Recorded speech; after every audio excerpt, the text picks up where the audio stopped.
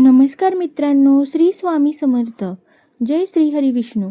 एकदा तरी अशी सत्यनारायणाची पूजा करा. घरात सुख, शांती, समाधान आणि सकारात्मक वातावरण निर्माण होण्यासाठी ही पूजा श्रद्धेने आणि योग्य पद्धतीने कशी करायची, पूजा मांडणी कशी करायची, कोणते साहित्य लागते आणि कोणत्या चुका टाळायच्या हे आज आपण अगदी सोप्या पद्धतीने जाणून घेणार आहोत.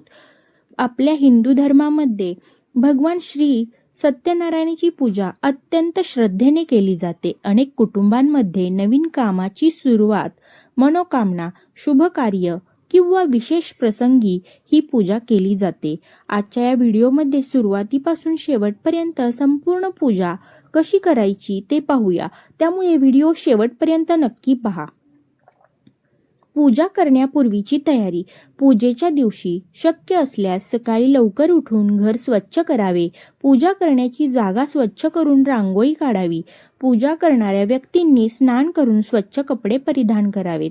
सत्यनारायण पूजा कोणत्याही शुभ दिवशी करता येते, मात्र आपल्या घरच्या परंपरेनुसार किंवा गुरुजींच्या मार्गदर्शनानुसार दिवस ठरवणे उत्तम. पूजेची मांडणी. आता सर्वात महत्त्वाचा भाग म्हणजे पूजेची मांडणी. एक स्वच्छ पाट किंवा चौरंग ठेवावा. त्यावर स्वच्छ वस्त्र अंतरावे. चौरंगाच्या मध्यभागी तांदळाची रास ठेवून त्यावर कलश ठेवावा. कलशामध्ये स्वच्छ पाणी, अक्षता, सुपारी आणि उपलब्ध असल्यास नाणे ठेवावे. कलशाच्या मुखावर आंब्याची किंवा उपलब्ध पवित्र पानांची ढाळी ठेवावी. शक्यतो आंब्यांच्या ढाळाची पानांची ढाळी ठेवावी आणि त्यावर नारळ ठेवावा. कलशाजवळ भगवान सत्यनारायणांचे चित्र किंवा मूर्ती ठेवावी. फोटो असेल तरीही चालेल. भगवान विष्णूंच्या प्रतिमेसमोर फुले, अक्षता, चंदन, हळदी कुंकू आणि नैवेद्य ठेवावा. पूजेचे आवश्यक साहित्य. पाट किंवा चौरंग, स्वच्छ वस्त्र, सत्यनारायणाची मूर्ती किंवा फोटो, कलश, नारळ, पाणी, आंब्याची पाने किंवा उपलब्ध पवित्र ढाळी, सुपारी, अक्षता, हळद कुंकू, चंदन, फुले आणि हार, तुळशीची पाने, धूप, अगरबत्ती, दिवा आणि तूप, तेल. पंचामृतासाठी दूध, दही, तूप, मध आणि साखर. फळे, नैवेद्य. प्रसादासाठी रवा, साखर, तूप, दूध इत्यादी साहित्य. दक्षिणा. साहित्यामध्ये आपल्या घरच्या परंपरेनुसार आवश्यक ते बदल करता येतात. पूजा कशी सुरू करावी. सर्वप्रथम श्री गणेशाचे स्मरण करून गणपती पूजन करावे. त्यानंतर कलश पूजन, देवता पूजन, मातृका आणि आपल्या परंपरेनुसार इतर प्रारंभिक विधी करावेत.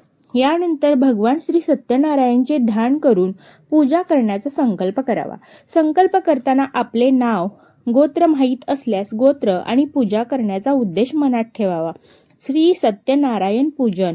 भगवान सत्यनारायणांना चंदन, अक्षता, फुले आणि तुळशीपत्र अर्पण करावे. तर धूप आणि दीप दाखवावा.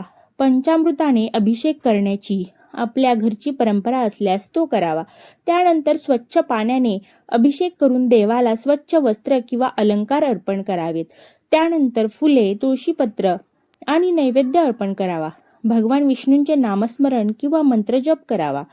सत्यनारायण व्रतकथा. यानंतर सत्यनारायण व्रतकथा श्रद्धेने ऐकावी किंवा वाचावी. कथेतील मुख्य संदेश म्हणजे सत्य, श्रद्धा, भक्ती, वचनपूर्ती आणि देवावर विश्वास.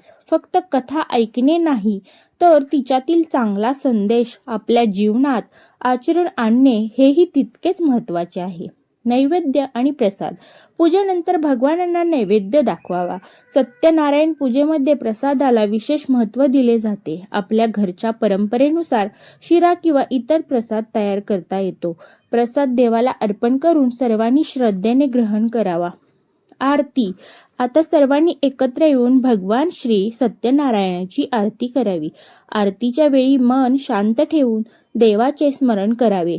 आरतीनंतर देवाला नमस्कार केल्यानंतर आपल्या कुटुंबासाठी सुख, शांती, आरोग्य, सद्बुद्धी आणि योग्य मार्गदर्शनाची प्रार्थना करावी.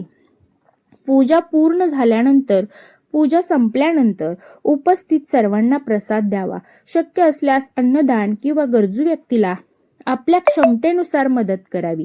पूजा म्हणजे केवळ विधी नाही, सत्य बोलणे, चांगले आचरण ठेवणे, इतरांना मदत करणे आणि मनात भक्ती ठेवणे हाच या पूजेचा सुंदर संदेश आहे.